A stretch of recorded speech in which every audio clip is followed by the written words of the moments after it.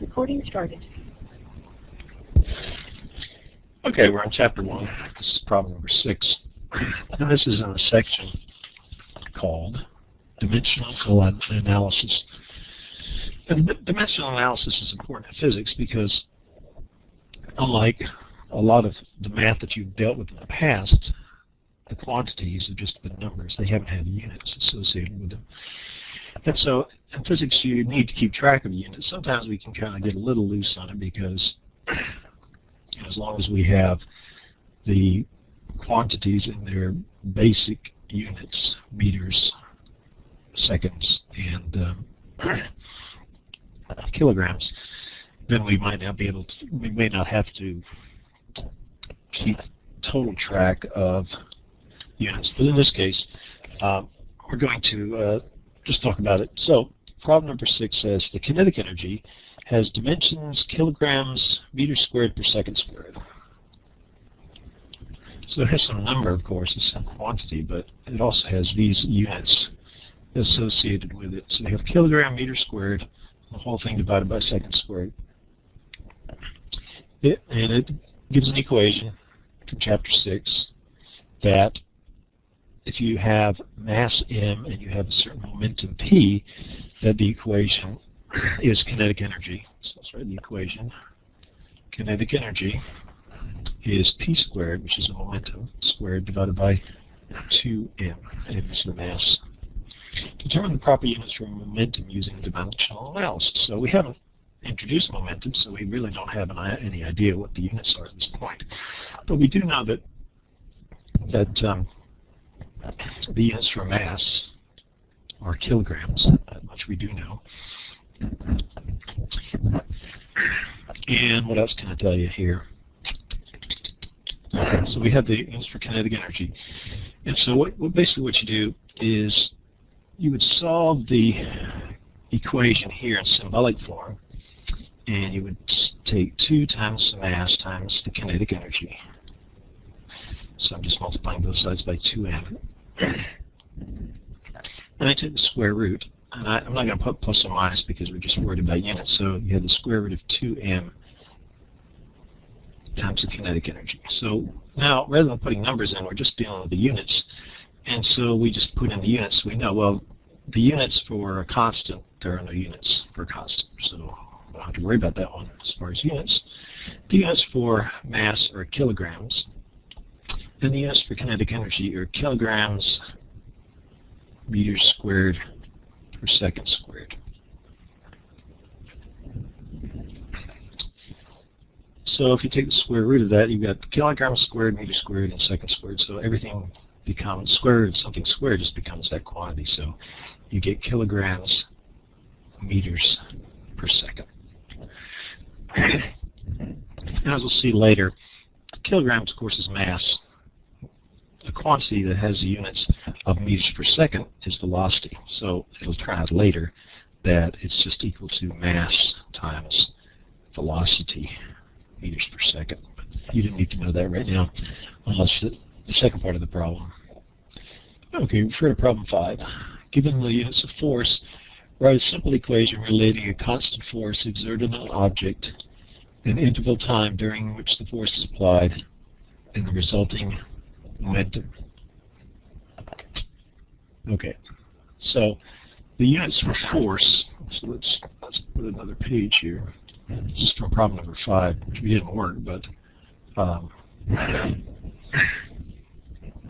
we have the force is equal to G, which is the universal gravitational constant, times one mass times another mass divided by r squared. And actually, we don't really, all you need to know is it says units for force. The units for force are kilogram meters per second squared. Okay, so that's what we're going to use as far as the units are concerned. Okay, so let's read the problem again. Given the units of force, write a simple equation relating a constant force exerted on an object, an interval of time during which the force is applied, and the resulting momentum. So what it's saying basically is the momentum is some function of force, which could be raised to some power, like to the n power. And then we would have the time interval t, possibly raised to some other different power. And so if we look at the units of force from problem 5 are kilograms meters per second squared. The units for time are seconds. And so let's just look to see, and the units for momentum based on the first part of the problem are kilogram meters per second. So what would happen is if we just added to the first power, so after the first power is just this, and t to the first power is just seconds, you can see this seconds cancels out with one of those seconds, and you end up with kilogram meters per second, which exactly matches the units for momentum. So in this case, n is equal to 1, and n is equal to 1. So we just have the first power. And so just based on units, not knowing anything about conservation of momentum or other stuff, we would think just from a unit standpoint that the momentum equals the product of force times time. Well, it turns out that is true, just because the units have to work out.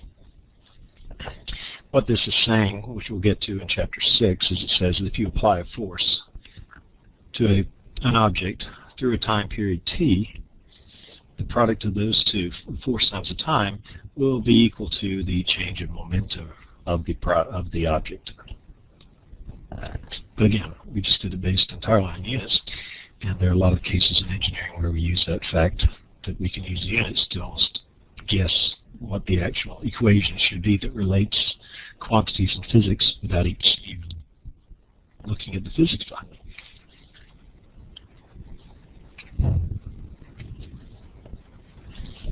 This is problem number 7, chapter 1. This is one of the most important things we're learning in this particular chapter, which is significant figures. And significant figures have to do with how accurate a measurement is. Because, you know, in physics we may say something is going 1 meter per second, or moving at a speed of 1 meter per second, or maybe 1.01 meters per second.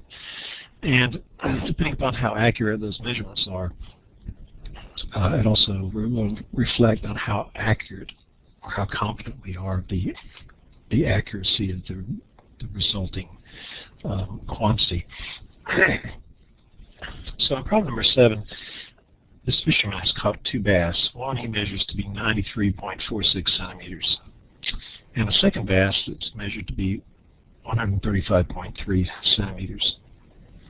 So the question is, how many significant figures do these two have? Well, they both have 4 significant figures, but you can see one is in the 90s, which is in the tens, and this one is in the hundreds. So there's one less decimal point after here.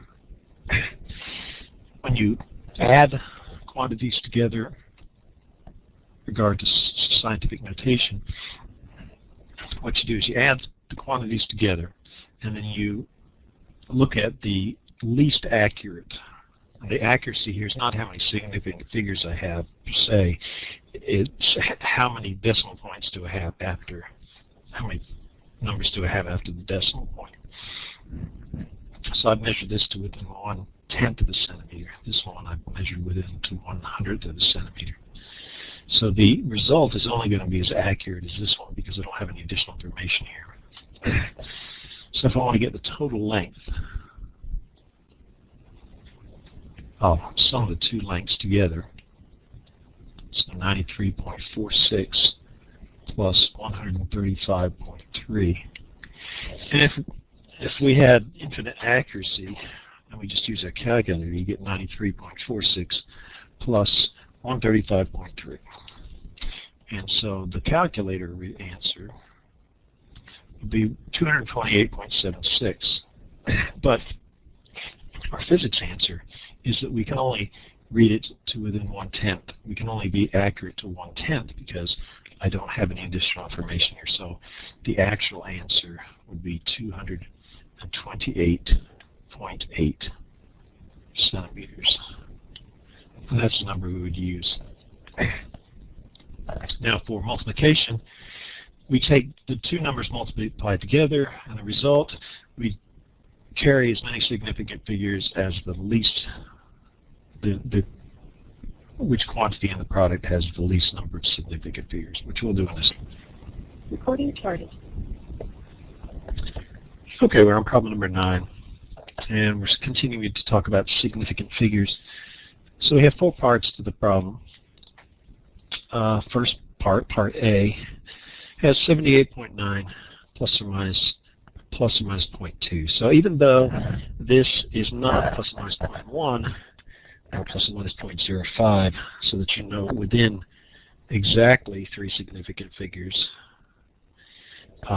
we would still say this is 3 significant figures. Now if it was plus or minus 1, then it would be 2 significant figures. Now I'm not sure exactly where the breaking point is, where you go to probably plus or minus a half would definitely be 1 significant or 2 significant figures.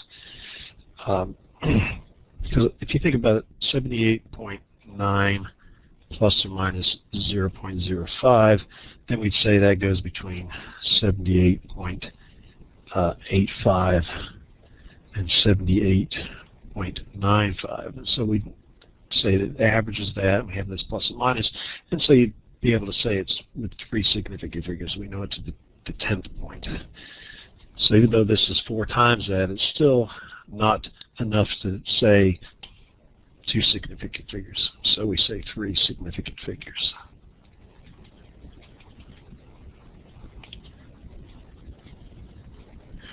And that's because 1, 2, 3, our uncertainty is in the 3rd decimal point.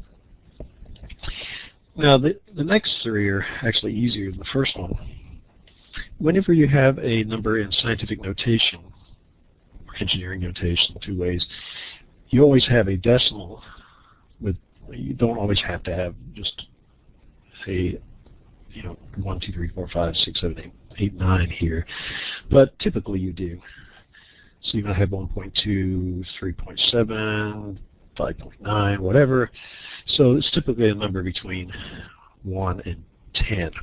If it's a number greater than 10, then we would increase this by 1 and then put it back between 1 and 10. If it was less than 1, then we would decrease this exponent by 1 and move the decimal point. So typically we try to get it so that it's a number between 1 and 10. And by using scientific notation, it's always obvious how many significant figures there are. We have 1, 2, 3, 4. 4 significant figures.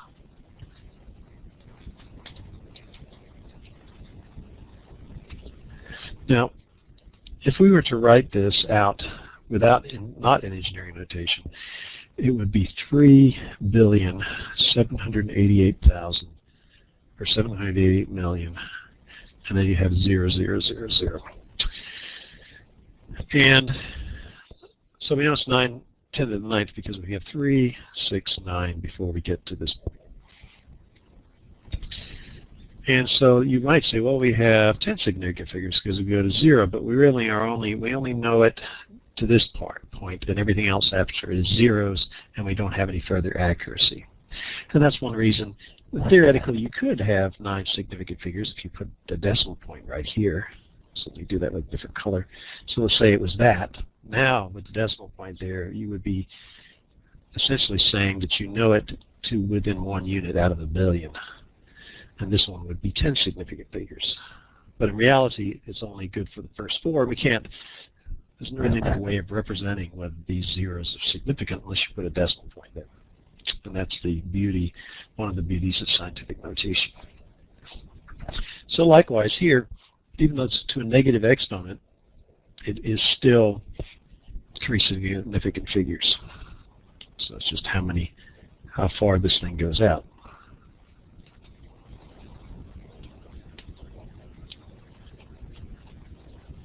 Now if this was 2.460, then it would be 4 significant figures. The 0 would be significant, meaning we'd know it to 4 decimal points. But without the 0 there, it's just 3 significant figures. And the last one, you might think, well, I know it to 4 significant figures, but we really don't because these zeros are not significant. One way of doing this would be to rewrite it in scientific notation. And if we did, it would be 3.2 times 10 to the minus 3 it's 10 to the minus 3 because you move your decimal point 1 to 3, and you get 3.2, and it took 3 times to move that, which is the exponent. Be the negative of that number. So when you put in scientific notation, there's no 0 here, so that's not a significant figure here, so it's just 2 numbers. And so it's 2 significant figures. These zeros, all they're doing is making a smaller number. So if I had 0.00000000032, I'd still have 2 significant figures. It's always, if the number is less than 1, these zeros are not significant. You just go straight to the actual non-zero numbers and then see how many numbers there are. If I put another one there, it would be 3 significant figures. If I put another 0 there, then by putting the 0 there, I would be essentially saying that that is significant. So these would be 2 separate numbers. Sometimes you think 0, you get the question, is 0 significant or is it not significant? If it's less than 1, these zeros are insignificant. It's only when they're afterwards. When you have a very large number, these zeros are only significant if there's a decimal point. And typically, we like to write these in scientific notation, both from a question of significant figures, as well as just it's easier to write big numbers and very small numbers in scientific notation. Yes, scientific notation. Recording started. Okay, problem number 10, chapter 1. So let's read it. The speed of light is now defined to be 2.99792458 times 10 to the 8th meters per second. Express the speed of light to 3 significant figures, 5 significant figures, and 7 significant figures. So we use the symbols, the variable c, to do speed of light, which you don't have to know yet, but you will have to know later. So it's 2.997.92458 times 10 to the 8th meters per second. So we know this with great accuracy. And so for 3 significant figures, which would be A, I guess, part A, you just take 1, 2, 3, but you'd round up. So we would have C is equal to 2.99, but round that up to a 10, and then that would round up to a 10 as well. So ultimately, to 3 significant figures, it would be 3.00 times 10 to the 8th meters per second. So what we did was, this was 8, so that rounds this 9 up to a 10, this rounds that up to a 10, and that rounds that up to a 3.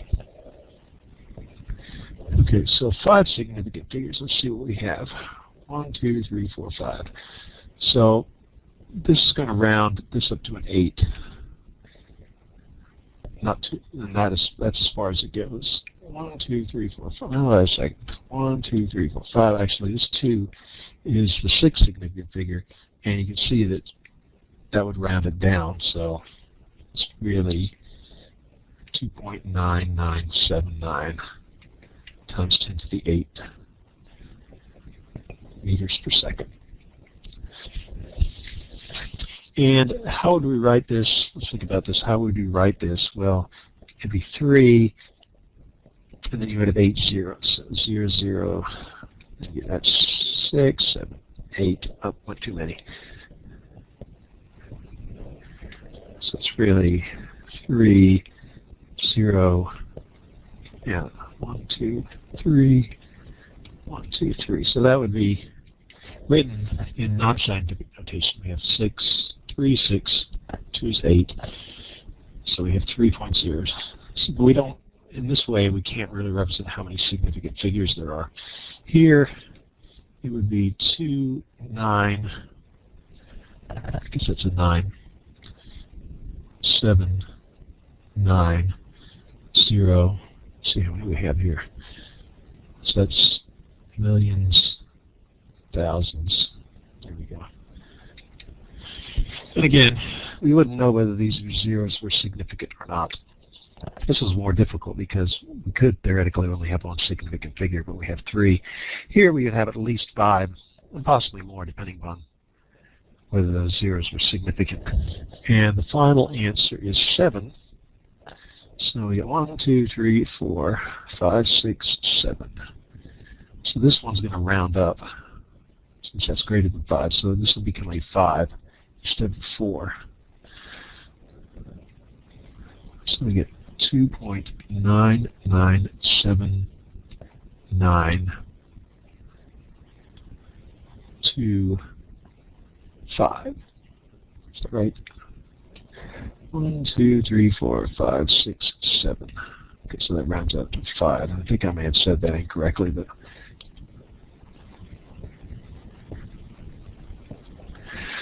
so 7 significant figures, and we could write that out again as 299, 792, 500. Recording started. Okay, we're on problem number 11, chapter 1. And so we have a block of gold that has a length, L is equal to 5.62 centimeters. It has a width of 6.35 centimeters, and it has a height equal to 2.78 centimeters. Calculate the length times the width and round the answer to the appropriate number of significant figures. So we just want to take length times the width. So we have 5.62 centimeters times the width, which is 6.35 centimeters. And when you multiply numbers together, you look at the term with the least number of significant figures and use that as the basis for this number of significant figures. For your answer, in this case, they both have 3 significant figures, so the answer is going to have 3 significant figures. Because if you plug 5.62 and 6.35 into your calculator, you would get 35.687, which is actually 5 numbers. So we're just going to write that out. It's not the final answer. But your calculator would give you 5 numbers. But because the original numbers are only accurate to 3, that is not what we'd use. We would say the answer is 35.7 centimeters. So I've rounded it off. Now, the next 2 parts of the problem are going to take this number and says, now multiply the rounded result of part A, which is this number right here, by the height again. So we're going to multiply by the height, which we haven't used, and again, round. Okay. So now we want 35.7 centimeters, and we multiply that by 2.78 centimeters. And again, we have 3 significant figures here, 3 significant figures there. If you take 35.7, multiply it by 2.78, again, you'll get a number with 5. The calculator will give you 5 numbers. Let me write those down, 99.246. And if I round those, it'll become 99.2. Again, 3 significant figures. Now the third part says repeat the process, first finding the width times the height. So the width times the height is 6.35 centimeters. And actually this should be centimeters squared. It should be centimeters squared. Okay, so 6.35 times 2.78 centimeters. So 6.35 times 2.78 is 17.653 per the calculator, but per significant figures, it's going to be rounded up to 17.7 square centimeters. So round off, you always round off in the intermediate calculations. You do one calculation and the other. So now we're going to multiply by the length. So we take the result from the previous part 17.7 centimeters multiplied by 5.62 centimeters. And we're going to get about the same answer, but not exactly if we did this the right way. So we put 17.7 in. We don't just leave it in our calculator as 17.653, but round it up to 17.7, multiplied by 5.62, and I get 99.5 centimeters squared. And these are not equal to each other.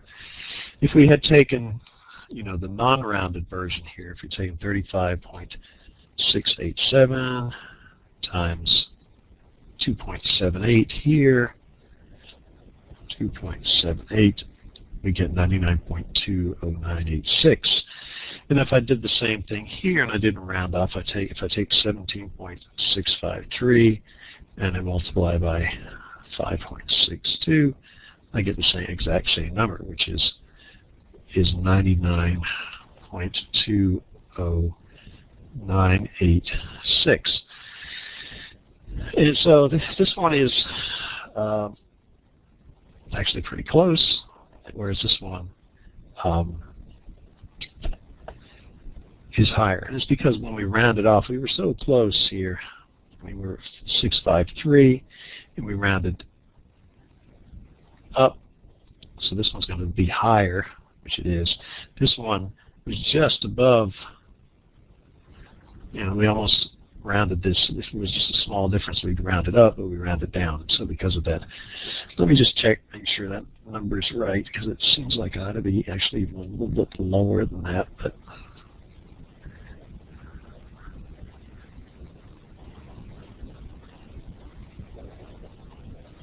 yeah, okay, 99.246. Actually, this is the part I forgot.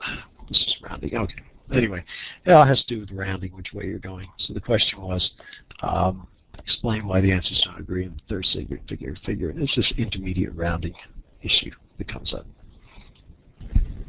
Recording started. Okay, this is problem number 14. Chapter 1. Using your calculator, find in scientific notation with appropriate rounding. Okay, so what we have are three numbers multiplied together for part A. 2.437 times 10 to the 4th. And we multiply by 6.5211 times 10 to the 9th. And we divide by 5.37 times 10 to the 4th. So this number has 4 significant figures. This one has 5. This one has 3. So the final answer has to only have 3 significant figures. So we're going to just do the plug-in in the calculator version here right now. 4.37 e to the 4th times 6.5211 e to the 9th divided by 5.37 e to the 4th. And if you look at your calculator, it actually gives you this big long number, which I'm going to write down. You wouldn't necessarily want to write it down. You would just want to maybe reflect this. Just make sure I got all these numbers. 1, 2, 3, 4, 5, 6, 7, 8, 9, 10. Okay. So since there are 10 numbers, you're going to have 3, 6, 9, 10 to the 9th. So it's going to be 2.9. You round this up to a 6. 2.96 times 10 to the 9th. Now another way of doing this would be, if you look at just the numbers in the front, you'd have approximately 2 multiplied by approximately 7, which would be 14. And you divide 14 by 5, it's going to give you a number between 1 and 10. So we could actually just multiply these three numbers together. So let's just do that. Let's put them kind of in a different format. 2.437 times 6.5211 divided by 5.37. And then separately here you've got 10 to the 4th times 10 to the 9th divided by 10 to the 4th. And you can see this, those cancel out. And if you just multiply the numbers without scientific notation, you get 2.437 times 6.5211 divided by 5.37, and you get 2.96. So from this part you get 2.96, which is between 1 and 10, and then you multiply by 10 to the 9th power, because that's the one that's left over. So you get the same answer. And the only reason that you might do this is if you recognize that you are not going to make it so you are, less than 1 or greater than 10 as far as your answer is concerned, then you can just basically add these exponents together and subtract the exponent in the denominator. So you'd add 4 plus 9 is 13, minus 4 is 9. That's another way of looking at it. Anyway, the key thing is this has 3 significant figures, therefore your final answer has 3 significant figures. So that's part A. Part B, let's write that out. 3.14, so that looks like pi almost. 3.14159, which is pi, times 10 to the 2nd. And we divide by 27.01 times 10 to the 4th. Then you divide again by 1,234 times 10 to the 6. So again, let's see which one of these has the least significant figures. Well, this one has 6, this one has 4, and this one also has 4. Even though there's not a decimal point there, we know that we go 4 decimal points. If this was 1,230 times 10 to the 6, we wouldn't necessarily be able to say that last 0 was significant.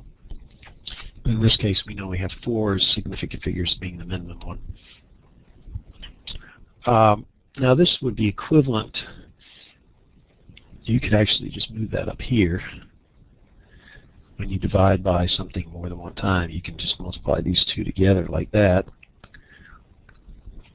One thing that we use a lot in calculus and pre-calculus is if you had something like this, where you have one fraction divided by another, that's the equivalent of x over y, and then you take the reciprocal of that, b over a. And you can see that if b was 1, which is what's happening in this case, if you put a 1 right there, you would see that it's x over y times b over a, so the a stays in the denominator. And if you had another term here, you didn't bring that up to the numerator. So we can say this is equivalent to 3.14159 times 10 to the 2nd divided by the product of 27.01 times 10 to the 4th and 1,234 times 10 to the 6th. Now, in this case, I'm just going to use the calculator. So 3.1415 e to the 2nd power divided by, I'll use my left parentheses, 27.01 e to the 4th, and then I multiply that by inside the parentheses, 1, 2, 3, 4, e to the 6th, close the parentheses, so I'm multiplying those two together in the denominator, and I get 9.4. I'm going to write out exactly what I get, and then I'll explain why we do what we do. Okay, so this is what your calculator gives you. It actually says e to the minus 13th, which is the same thing. That's engineering notation. So because we have 4 significant figures, we're going to go 1, 2, 3, 4, And then we look at this one. Do we round up or down? Round down. Will we round up? So we'll have 9.426 times 10 to the minus 13th power will be your answer. Should I pause since there is a chance for making mistakes? Recording started. Okay, well, it's lucky I looked at that because I did that problem wrong. But if you had that, so most of what I said was true, but it's actually those two things are multiplied together. I don't know why I didn't see that. Just read the problem wrong. Word of warning. Make sure you read the problem right. Okay, so nothing is wrong except nothing that I described there, and it's probably worth talking about fractions. So again, it's still 4 significant figures.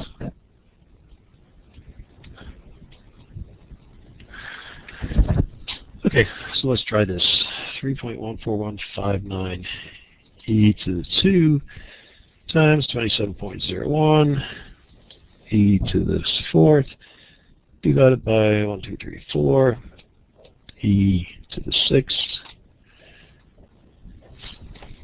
And so I get 0.0687636515. Okay, obviously that's not right. We don't want to write that down. So we take 4 significant figures. 1, 2, 3, 4, round down. So it's 0.06876. And we can rewrite that in scientific notation. We go 1, 2, so it's going to be times 10 to the minus 2, 6.876 times 10 to the minus 2. And just hold on a second, let me just check that. 6.876 times 10 to the minus 2, which is correct. So we're in good shape. Sorry about the original mistake there.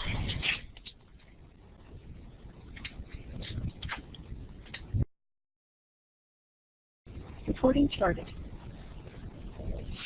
Okay, we're on problem number 16. And this is converting units, which we will do considerably through this course. So let's just read it. A furlong is an old British unit of length equal to 0.125 miles, derived from the height of a furrow, the length of a furrow in an acre of plowed land. A fortnight is a unit of time corresponding to 2 weeks, 14 days and nights. Find the speed of light in megafurlongs per fortnight. So we're going to start out with what we know, which is the speed of light, and we're going to use c as the symbol. And we're going to use 3.00 times 10 to the 8th, and the units are meters per second. So we want to convert meters to furlongs, and we want to convert seconds to fortnights. So at the front of your book, on the inside cover, are conversion factors. And the way we usually do this is we write down what we start with. So we have 3.00 times 10 to the 8th meters per second. And then we're going to do each one of these units separately. So we need to get meters to furlongs. Well, a furlong is a fraction of a mile. So if we can find a conversion from meters to miles, so let's go into length. Meters, well, we have kilometers. So we know, let's write this down here. We know 1.609 kilometers per mile. Or there are 1,609 meters per mile, because there are 1,000 meters per kilometer. So we have miles. Let's do that. And we want to cancel out the meter part. So you can see that meters are in the numerator, and they're here in the numerator. So we're going to divide by this. So we'll have 1 divided by 1,609 miles per meter. So we just take the reciprocal of those two. And then we have that there are what's the next thing we know? 1.25 miles per furlong. How do you spell furlong? Okay, so I want to cancel the miles out, so I have to do the same thing. I have to take the reciprocal of that. So I have 1 divided by 0.125, and then we have miles in the denominator and furlongs in the numerator. So now we have furlongs instead of meters because the meters cancel out, the miles cancel out, and we have furlongs. So that's furlongs. And then we need to fortnight. Okay, so a fortnight, 1 fortnight per 2 weeks. Now we need to find out how many seconds there are per week, if possible. So we go to time. We find out there are 8.64 times 10 to the 4th seconds per day, and there. So what we'd have is we need weeks here, days per week. So we have 7 days per 1 week. And then we also have, we need days per second. And we have seconds per day, so that's 8.64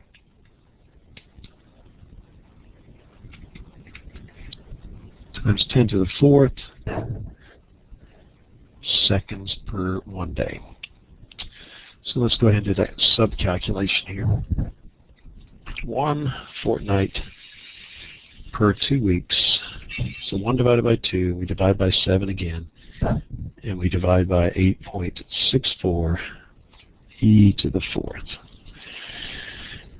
So we see that there are 8.267 times 10 to the minus 7th fortnights per second. Or if you take a reciprocal of that, or raise it to the minus 1 power, we get 1,209,600 seconds per fortnight. Okay, so which one do we need up here? Well, we have seconds here, and we want to get seconds there. So we're going to have seconds in the numerator and fortnight in the denominator. So we need seconds per fortnight, which is the second number we have there, which is right at the bottom, 1209,600. Okay, so now all we have to do is multiply that out. You see what happens is this fortnight cancels out with that fortnight, and oh, that's furlong, sorry.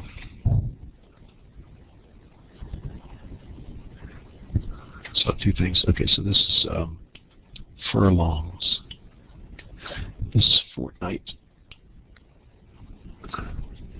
Okay, so the seconds cancel out, and now we've got furlongs per fortnight. So let's add a second page. So we take 3.00 e to the 8th meters per second divided by 1,609 miles.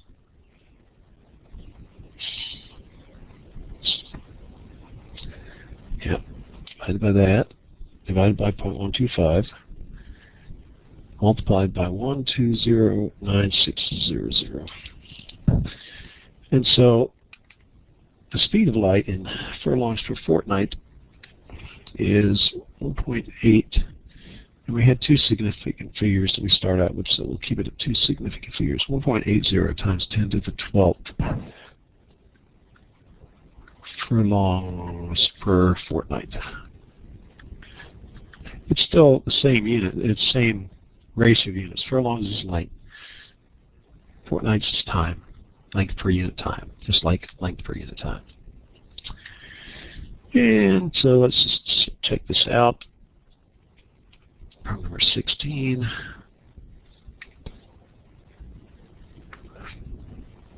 1.8 times 10 to the 6 megafurlongs. Sorry. Okay, so that's furlongs. Now a megafurlong, their mega is a million. So a million is 10 to the 6. So if we wanted to go megafurlongs, so we'd have one, we'll call it MF, 1 megafurlong equals 1 times 10 to the 6 furlongs here.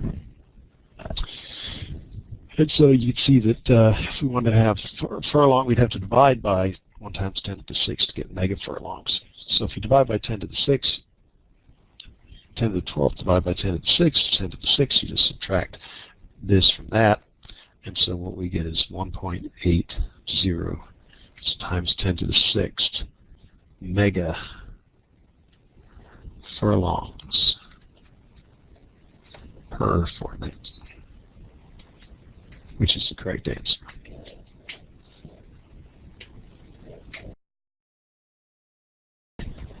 Recording started. Okay, we're on problem number 18, chapter 1. And basically it's just doing some unit conversions, which we'll use the conversion factors in the beginning of the book. So there's a lot of words here, but basically this is 18, problem 18, section part A, talking about the cave system has a length of 348 miles. So it's asking us to convert miles to kilometers, meters, and centimeters. Probably the easiest thing to do is convert it to, well, let's look at the beginning of the book. Length, we have 1 meter is equal to 70 feet, and we've got 1 mile equals kilometers. So that's probably the best thing to do. So we have 348 miles. And to get that into kilometers, we need to multiply the kilometers and divide by miles. So that's kilometers per mile. And according to the front of the book, there's 1.609 kilometers per mile. So the miles cancel out as far as units are concerned. And so if we take 348 times 1.609, we get 599.9, which, because we have three significant figures, we'll round it off to 3 significant figures here, which would be 560 kilometers. And there are 1,000 kilometers per meter, 1,000 meters per kilometer, so the next thing would be 560 kilometers times, we want meters per kilometer, and there are 1,000. So that gives us 560,000, a comma there.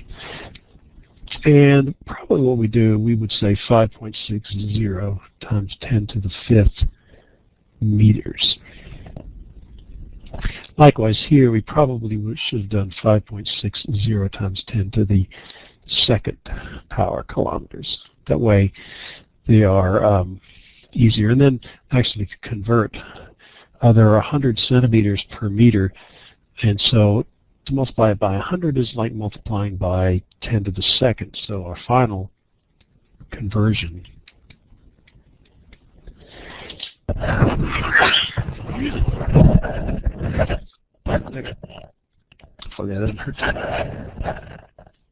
Okay, so we have that, and then we multiply by, there are 10 to the 2nd centimeters, or 100 centimeters per meter. And so in this case, you just add the exponents because they're both in base 10. And so we end up with 5.60 times 10 to the 7th centimeters. Okay, so this is part A. And let me get back to the problem, which I've already lost here. Oh, here we go. Okay. Okay, next one's about a waterfall. It drops 1,612 feet. So part B is converting 1,612 feet. And in this case, it's probably easier to convert to meters first and then go to those other directions. So if you look at the conversion factors, you've got 1 meter equals 3.281 feet. So we have 1,612 feet. To convert to meters, we need to have meters per foot. And really what we have in the book is 1 meter per 3.81 feet. So 3.281 goes here with the feet, and the 1 goes to the meter. So we have 1,612 divided by 3.281, and we get 491 meters. And let's see, well, there's 4 significant figures, so we probably should do 0.3 here. The conversion is out to 3. It's out to 4 significant figures, so we should be able to have 4 significant figures. And again, to put this in scientific notation, 100 is 10 to the second, so we have 4.713 times 10 to the second meters. So for kilometers, we have, so let's write this down, 4.183, 4.91, how did I get that? 4.913 times 10 to the second meters. And what we want to multiply is kilometers or kilometers per meter. So how many? There are 1,000 meters per kilometer. And this is 10 to the third. So we really have 4.913 times 10 to the second times 1 over 10 to the third. And that's going to be kilometers because the meters cancel out here. We can also write this as 10 to the minus third power if we take this and move that to the numerator. So we have 2 minus 3. That would give us 4.913 times 10 to the minus 1 kilometers. Or another way of writing would be 0.4913 kilometers. And then to do centimeters, all we have to do is take the original answer, which was in meters, 4.913 times 10 to the second, and that's meters. And we want centimeters per meter, and there are 100, which is 10 to the second. So now we add these exponents, and we get 4. So we get 4.913 times 10 to the 4th centimeters. And that would be like 49,130 centimeters if we were to expand that out. I'm just going to put this on pause for just 1 second. Recording started. Okay, I'm back. It just seemed like an instant to you guys, didn't it? So, I was just checking to make sure I got the right answers before I went on. Okay, numbers, part C. Part C is Mount McKinley, which has a height of 20,320 feet. Now, how many significant figures? It says at least 4, possibly 5, but we'll just say it's 4 because there's nothing that tells us otherwise.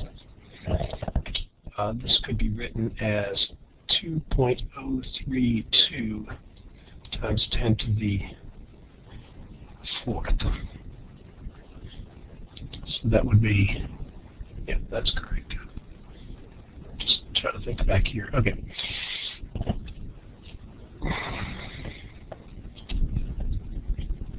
So what we're going to do is convert just like we did here. So it's really nothing different. We just take 20,320 feet multiplied by this ratio, which we get from the book, 3.281 feet per meter, or 1 over 3.218 meters per foot. And so we take 202, actually, we don't have, it could be a scientific notation or not be a scientific notation. Doesn't matter. And so I'm going to show it as 6,193 meters.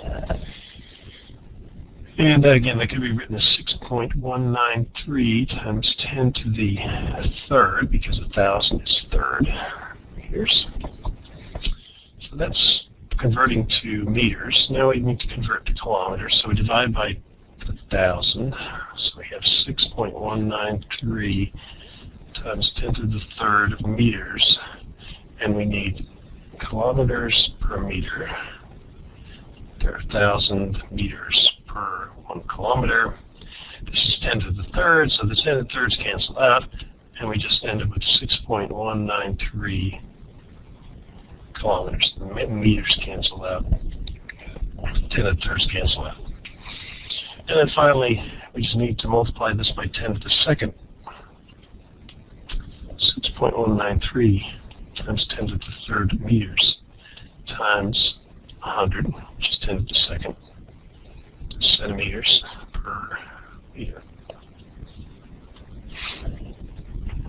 So we get 6.193 times 10 to the fifth centimeters. And that's 619,300 centimeters. And then the final problem is a canyon, and it's 8,200 feet. That's equal to 8,200 is 8.2. And again, we're not sure of how many significant figures we have, so let's assume 3, just for the heck of it. So that's 8.20 times 10 to the third feet. So we take 8.20, that's too many zeros there, feet, times 10 to the minus 10 to the third feet. And then we divide by 3.281 feet per meter. Feet cancel out. And 8.20 divided by 0, I don't have to do the 10 to the third. So we just take 8.20 divided by 3.281. That gives us 2.50. 2.50 times 10 to the third meters. That's because we have the meters left over. So that's in meters. If you divide by 1,000, just like before, it's going to be 10 to the third is 1,000, so it's going to be 2.50 kilometers. And then if we take 2.50 times 10 to the third meters, and we multiply by 1 times 10 to the second centimeters per meter, 100 centimeters per meter, we get 2.50 times 10 to the fifth centimeters. So let's just pause a second and check our answers. Recording started. Okay, so I've checked the answer book and I have gotten it all right.